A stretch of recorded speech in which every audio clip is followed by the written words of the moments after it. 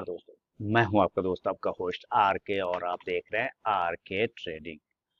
तो दोस्तों, rule based trading में एक इम्पॉर्टेंट चीज है। जैसे कि आप किसी चीज को ट्रेडिंग में फॉलो करते हैं, मान लीजिए कुछ भी हो सकता है ना। चाहे वो आपका कोई इंडिकेटर हो, चाहे आपका अदर कोई मेथड हो, कुछ भी हो, लेकिन रूल बेस्ड हो। तो उसका क्या रोल पड़ता है, क्या इंपॉर्टेंस पड़ता है, इसी पर बात करते हैं।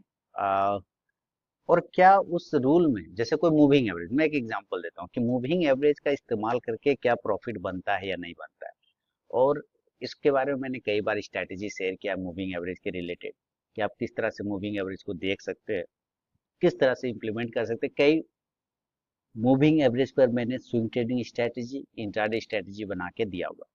तो वैसे ही हम लोग यहाँ पे देखेंगे कि अगर आपको एक मूविंग एवरेज, कुछ नहीं, मान लीजिए एक कोई भी एक साधारण सा मूविंग एवरेज यूज करते हैं, चाहे कितने भी दिनों का हो, 5 डे का हो, 9 डे का हो, 15 डे का हो, 21 डे का, 30 डे, 50 डे, 35 डे, 100, 200 डे, 150, कोई भी। तो क्या हम सिर्फ उसको फॉलो करके, सिर्फ उसी को और किसी को नहीं, सिर्फ उसको फॉलो करके क्या हम प्रॉफिट बना सकते हैं? यानी एक मिनट में मोबाइल को जरा चार्ज में लगा लूं, तो उसी पे बात करते हैं। और हम लोग उसको एग्जाम्पल से समझेंगे यहाँ पे, ठीक है। तो जैसे मान लीजिए कि कुछ नहीं आता है, और आप आए स्टॉक मार्केट में, और चलिए कि ट्रेड करना है, एक दिमाग में आ गया कि ट्रेड करना है, और ट्रेड कर रहे हैं। तो देखिए, कुछ भी ट्रेड आप करिएगा, कभी भी आपके लिए दो चीज हमेशा इंपॉर्टेंट होगा। दो चीज इंपॉर्टेंट होता है लोगों के लिए, उसको समझिए। वो कौन से दो चीज होते हैं? एक मिनट, थोड़ा सा लाइट इशू हो रहा है। ठीक है, तो दो चीज हमेशा इंपॉर्टेंट होता है, याद रखिए। एक होता है टाइम फ्रेम। बिना किसी टाइम फ्रेम के आप कोई भी ट्रेड नहीं कर पाएंगे। एकदम रूल है कि आप जब भी ट्रेड करेंगे, आपको एक टाइम फ्रेम चाहिए। वो टाइम फ्रेम कुछ भी हो सकता है, 5 minute, 10 minute, 15 minute, 20 minute, 50 minute, 1 घंटा, कुछ भी हो सकता है। और दूसरा होता है एक सिंपल सा entry point and exit point. यही दो चीज होता है ना। यही दो चीज होता है कि भाई हमें एक टाइम फ्रेम मिले, और एक सिंपल सा एंट्री मिल जाए, और उसी हिसाब से हमको एग्जिट भी मिल जाए, ज्यादा मगजमारी नहीं करना है।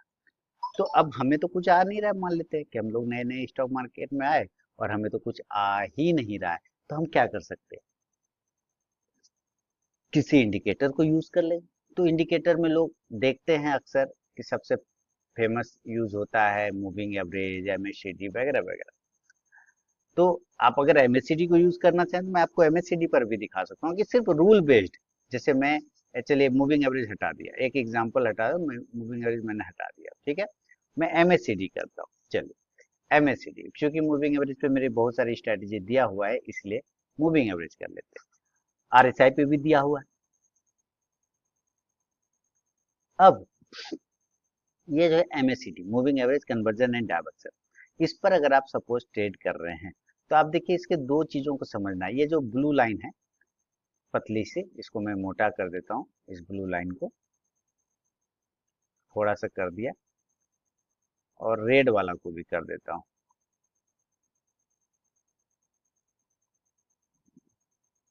रेड वाला को भी कर दिया, और इसको भी कर देता हूँ, ठीक है। अब देखिए आपको विजुअल हो रहा होगा। ब्लू लाइन एमएससीडी की लाइन है, मूविंग एवरेज, और ये है ऑरेंज लाइन, ये सिग्नल लाइन है। सिग्नल लाइन को जब क्रॉस ओवर करता है मूविंग एवरेज, एमएससीडी, ये सिग्नल लाइन है, इसको जब क्रॉस ओवर करता है ऊपर की तरफ, तो कहा जाता है कि पॉजिटिव मूवमेंट है। और अगर इसको नीचे की तरफ काट देता है, तो कहा जाता है निगेटिव मूवमेंट है, यानी हमें सेल करना चाहिए। और अगर ये ऊपर की तरफ काटता है, तो कहा जाता है कि हमें बाय करना चाहिए। लेकिन इसमें भी एक बहुत ही महत्वपूर्ण पॉइंट है जो लोग भूल जाते हैं। जब भी ये चलता है, एक मीडियन लाइन को बेस बनाता है। चलिए मैं आपको दिखाता हूँ मीडियन लाइन। देखिए, मध्य मार्ग का गौतम बुद्ध जी ने बहुत अच्छा से बताया था कि भाई जीवन में मध्य मार्ग का कितना इंपॉर्टेंस है। तो यहाँ पे भी मध्य मार्ग, मीडियन लाइन जो है, बहुत इंपॉर्टेंस होता है। आप देखिए यहाँ पे माइनस, आप देख रहे होंगे 11.5 11.25 कुछ लिखा हुआ नजर आओगे, 11.42। 11.42 क्या है, माइनस में है।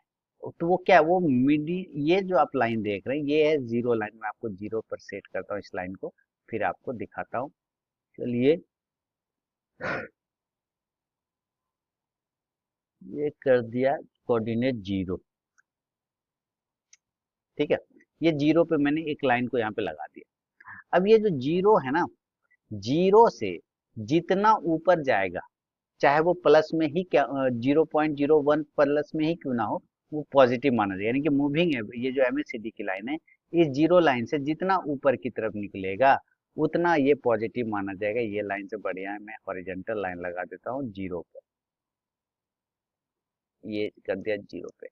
तो मूविंग एवरेज की लाइन, इस जीरो लाइन जो मीडियन लाइन मैंने ड्रॉ किया, इसके ऊपर जैसे जैसे जाएगा, इसके ऊपर निकलेगा, सिर्फ सिर्फ क्रॉस ओवर करना जरूरी नहीं, इंपॉर्टेंट नहीं है। सिर्फ क्रॉस ओवर, एक दूसरे के ऊपर क्रॉस ओवर या क्रॉस बिलो करना जरूरी नहीं है, बल्कि ये मीडियन लाइन भी इंपॉर्टेंट है कि हमें इस मीडियन लाइन के ऊपर देखना रहता है, क्या इसके ऊपर ये निकल रहा है कि नहीं। अगर इसके ऊपर निकल जाता है तो ये माना जाता है कि हमारा एमएससीडी अब सही में पॉजिटिव है, या इसके नीचे निकलता है क्रॉस बिलो करके जीरो लाइन के नीचे, तो ये माना जाता है कि हमारा एमएससीडी अब निगेटिव है, यानी कि मार्केट मंदी में है, ऐसा माना जाता है।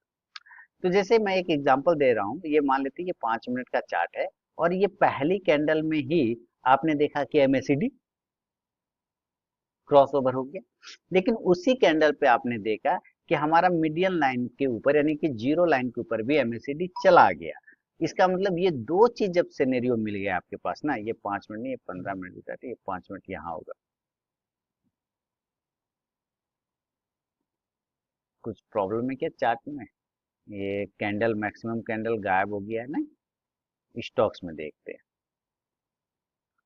इसमें गायब हो गया। जैसे में ये रिलायंस है, रिलायंस का भी चार्ट गायब है, बहुत सारा कैंडल गायब है रिलायंस का भी नहीं, हाँ गायब है। खैर चलिए कोई बात, हम किसी अदर टर्मिनल पे देख लेते हैं, investing.com पे देख लेते हैं, ठीक है।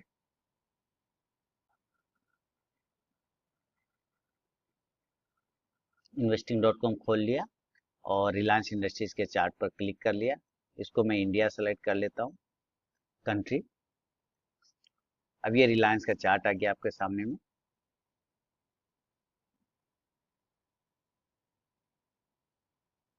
नहीं आया, आएगा आएगा आएगा, स्लो है थोड़ा।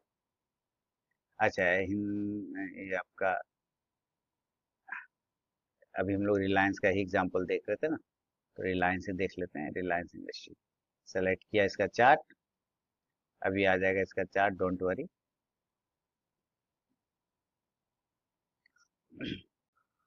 इसको कर दिया कैंडल पर शिफ्ट, इसको कर दिया जूम, बड़ा कर दिया, इसको कैंडल पर शिफ्ट कर देते हैं। और एक इंडिकेटर, जो मूविंग एवरेज की बात हम लोग कर रहे थे, वो इंडिकेटर यहाँ पे हम लोग डाल देते हैं, एमएससीडी, ये डाल दिया।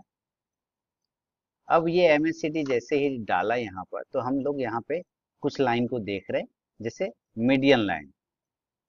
इसको मैं, इसको जूम करता हूँ, ये देखिए ये है मीडियन लाइन। आपको मैं थोड़ा सा जूम करता हूँ और थोड़ा इसको भी ऊपर उठा लेता हूँ ताकि आपको क्लियर हो जाए, और एक लाइन में यहाँ पे ड्रॉ कर देता हूँ।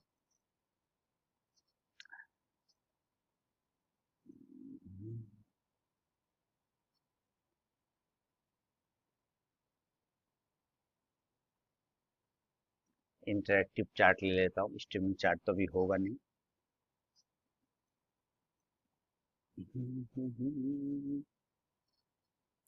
5 मिनट पे कन्वर्ट कर दिया, और इसको थोड़ा सा जूम कर देता हूँ, और यहाँ पे एक मीडियन लाइन लगा देता हूँ जीरो पर ले जाके, ये लगा दिया जीरो पे, ठीक है। और इसको भी कर देता हूँ जूम, थोड़ा सा मोटा कर दिया। तो अब मैंने मीडियन लाइन, नजर आ रहा है नहीं, और कर दूँ, कलर चेंज करता हूँ, रेड कर देता हूँ, और जूम करता हूँ, अब नजर आ रहा होगा। इसी तरह मूविंग एमएससीडी की भी लाइन को मैं डीप कर देता हूँ। चलिए एमएससीडी का लाइन को डीप कर दिया, कर दिया। अब देखिए जो ब्लू लाइन है वो एमएससीडी की लाइन है, जो रेड लाइन है वो सिग्नल लाइन है। क्रॉस ओवर करेगा तो पॉजिटिव हो जाएगा, लेकिन कंडीशन है कि क्रॉस ओवर जब करे तो साथ साथ जीरो लाइन के ऊपर भी एमएससीडी जाए। तो आज का अगर ये चार्ट है देखा जाए, ये 2 मई का चार्ट है, 9/15 की कैंडल है यहाँ पर, 9/20 है, 9/15, यहाँ पर फर्स्ट कैंडल में, शुरुआत की पहली कैंडल में ही एमएससीडी ने क्रॉस ओवर करके सिग्नल लाइन जो है एमएससीडी के नीचे हो गया और एमएससीडी का लाइन ऊपर चला गया। लेकिन साथ ही जो हमारा जीरो वाला मीडियन लाइन है इसके ऊपर आ गया ये, तो जैसे ही ऊपर आया तो ये पॉजिटिव में आ गया। आप यहाँ इस तरफ में देखिएगा, जब मैं इसके ऊपर ले जाऊंगा कैंडल तो आपको 0.1912 इस तरह से पॉजिटिव में नजर आ रहा होगा। नीचे लाएंगे तो निगेटिव हो जाएगा, -0 -1 ऐसे हो गया। लेकिन जैसे ही ऊपर जा रहा है तो पॉजिटिव हो गया। तो पॉजिटिव दोनों चीज, क्रॉस ओवर भी हुआ पॉजिटिव, और साथ ही सिग्नल लाइन के जो मीडियन लाइन है उसके ऊपर जाके, जीरो के ऊपर जाके वो पॉजिटिव है। ये दो कंडीशन अगर मैच कर जाए किसी भी स्टॉक्स में तो आपको एक मूवमेंट बनता है। तो जिससे कि यहाँ पे आपको बना, आपने देखिए अगर उसके बाद भी खरीदा हो तो आपको 1414 से लेके 1425 तक का टारगेट मिल गया। लेकिन जैसे यहाँ पे क्रॉस बिलो हुआ, क्रॉस बिलो हुआ, लेकिन हमारा मीडियन लाइन अभी भी ऊपर ही है, पॉजिटिव है, निगेटिव नहीं हुआ। धीरे धीरे ये नीचे आया और अब जाके इसके नीचे आया है लगभग 12:10 पे, और ये प्राइस आता है 1417 या 18, और हम लोगों की एंट्री हो गई है लगभग उसी प्राइस पे 14, यानी कि ये बिल्कुल साइडवेज हो गया। यहाँ पर आके क्या किया, साइडवेज हो गया। अगर ये पहली क्रॉस बिलो पे अगर आपने सेल कर दिया तो लगभग 5-6 पॉइंट यहाँ पे आपको मिल गया। हालांकि दिन भर फिर यहाँ पे साइडवेज हो गया। अगर इस तरह से मूवमेंट करता तो हो सकता है और ज्यादा मिल जाता। जिससे पीछे की साइड में देखते हैं, यहाँ पीछे की साइड में क्या हुआ कि हमारा यहाँ पे एमएससीडी पॉजिटिव नहीं हुआ, क्रॉस बिलो ही है नीचे, ठीक है, ये 30 तारीख का। लेकिन वहां ऊपर बड़ी कैंडल बना, लेकिन हमें फंसना नहीं, क्यों? क्योंकि रूल है जब तक एमएससीडी क्रॉस ओवर ना करे और ये जीरो लाइन के ऊपर नहीं जाए। तो यहाँ पे तो नहीं गया, लेकिन कब गया, ये गया है लगभग 11 बजे के आसपास पॉजिटिव हुआ और क्रॉस ओवर भी हुआ। आप जूम करके देखें, पॉजिटिव हुआ और क्रॉस ओवर भी हुआ। अब आपकी अगर यहाँ पे खरीदारी बनती है लगभग 1403 पर, और ये क्रॉस बिलो करवा रहा है लगभग लगभग आपको 1410 पे, तो 7 पॉइंट यहाँ पे मिल गया। यानी जैसे ही क्रॉस बिलो हुआ आप निकल गए, और जैसे ही क्रॉस ओवर हो रहा है पॉजिटिव में आपको एंट्री कर। उसी तरह उल्टा सेल साइड में भी अगर ये नीचे की तरफ जाता है, मान लेते हैं दोनों चीज, एमएससीडी क्रॉस बिलो होना चाहिए और सिग्नल मीडियन लाइन के नीचे भी आना चाहिए। अब यहाँ पे देखिए, मैं यहाँ पे रिसेट करता हूँ चार्ट को, ये देख, अभी आपको पता चल जाएगा हम लोग कहाँ पर बात कर रहे थे, इस जगह की बात कर रहे थे ना।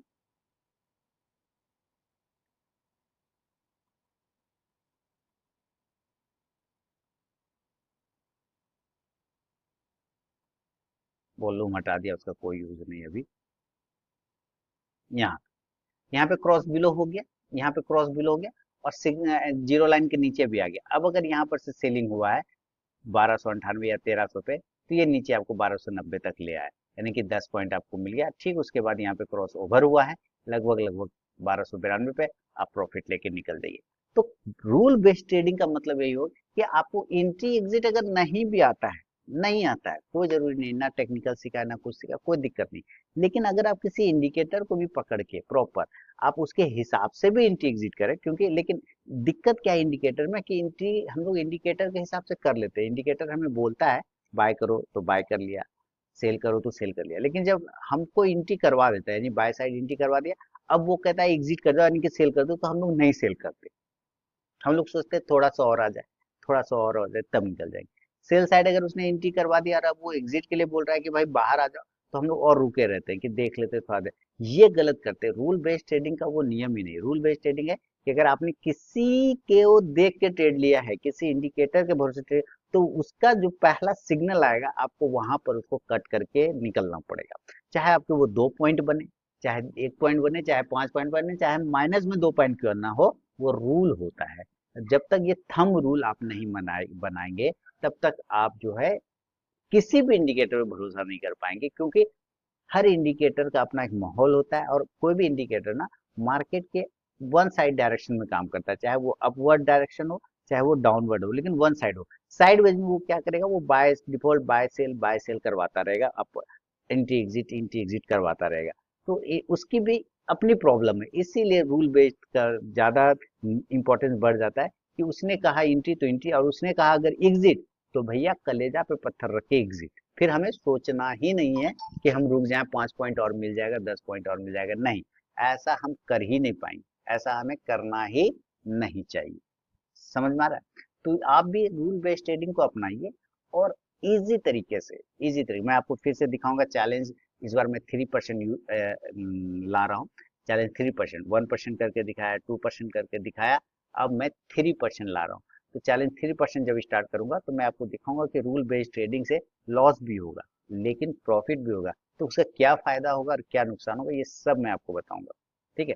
और बाकी मेरा इंटरडे ट्रेडिंग कोर्स का एनरोलमेंट स्टार्ट है, प्लस स्विंग ट्रेडिंग कोर्स, दोनों को मैंने मर्ज कर दिया है, एक ही कोर्स में दोनों मिलेगा। आप वीडियो के डिस्क्रिप्शन बॉक्स में लिंक दिया गया, आप वहां से जाके एनरोलमेंट कर सकते हैं जून 2025 बैच के लिए। चलिए मिलूंगा नेक्स्ट वीडियो में, तब तक के लिए बहुत बहुत धन्यवाद।